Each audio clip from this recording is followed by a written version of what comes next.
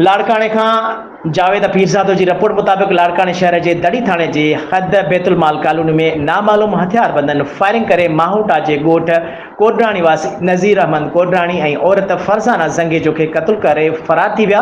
इलाइक़े वासियों के इतला ते पुलिस पहुंची मक़तूलन जा लाश खणाए चाणका अस्पताल मुंतकिल करे छॾिया।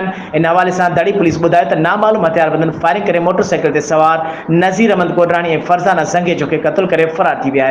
वाक़े जा कारण मालूम थी न सघिया आहिनि, तंहिं करे वधीक जांच कई पई वञे। तमाम जल्द असुल हकीकतूं साम्हूं अची वेंदियूं।